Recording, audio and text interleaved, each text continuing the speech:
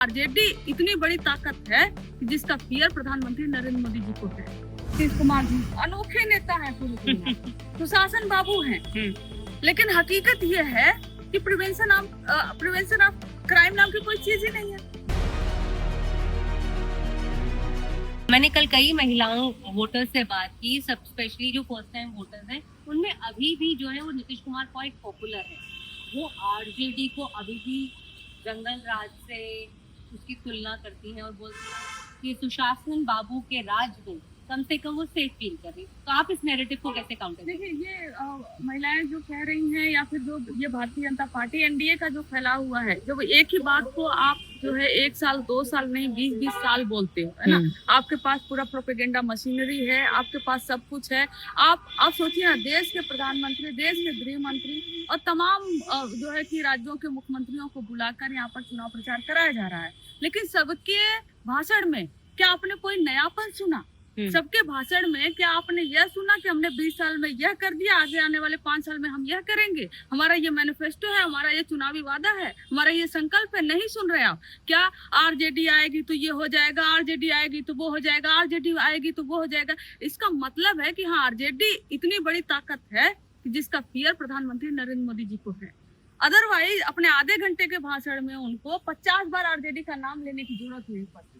और दूसरा, जब एक इंसान बार बार यही रिपीट करता है कि आरजेडी आ जाएगी, जंगल राज हो जाएगा, तो उनको यह नहीं दिखाई देता है कि जब आरा में एक पिता और पुत्र की एक ही साथ हत्या हो जाती है। बात यह है कि हम अगर यह कहेंगे कि उनका तो जंगल राज था, हमारा तो मंगल राज है ना, और सुशासन बाबू के तमगा भी लेकर चलेंगे नीतीश कुमार जी, अनोखे नेता है पूरी दुनिया में, सुशासन बाबू हैं, लेकिन हकीकत ये है कि प्रिवेंशन ऑफ क्राइम नाम की कोई चीज ही नहीं है। फिर क्या कहेंगे कि हम तो केस रजिस्टर हो जाता है, एफआईआर हो जाता है, अपराधी जेल में चला जाता है। आप सब कुछ कर रहे हैं, बावजूद इसके क्राइम रुक ही नहीं रहा है। केंद्रीय गृह मंत्री जी का आंकड़ा है कि जो उनका गठबंधन है वो 160 सीटें लेकर आ रहा है। आपका क्या आंकड़ा?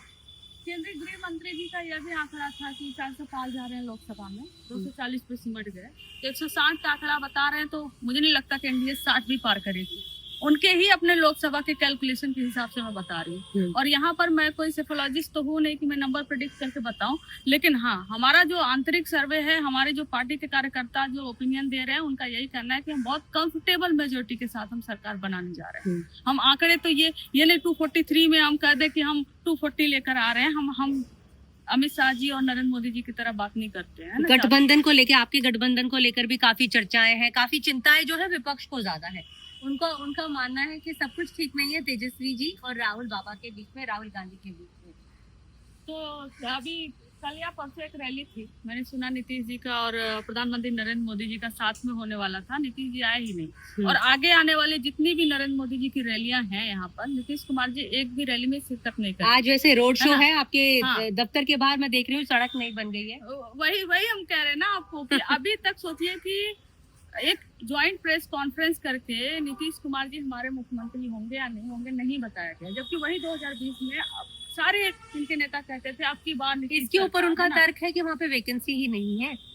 आप लोगों के यहाँ तो मतलब क्योंकि न्यू पार्टीज अलाय की हैं इकट्ठा, तो इसलिए आप लोगों को अनाउंसमेंट करने की जरूरत। तो इन्हीं से पूछते हैं ना कि क्या 2020 में वैकेंसी का सवाल था? जो अमित शाह जी कहे थे कि ये जो भी लोग पूछ रहे हैं नीतीश कुमार जी मुख्यमंत्री होंगे या नहीं होंगे, उनको मैं बता देना चाहता हूँ कि नीतीश कुमार जी ही मुख्यमंत्री थे, हैं और रहेंगे, और ये मैं पूर्ण विराम लगाता हूँ।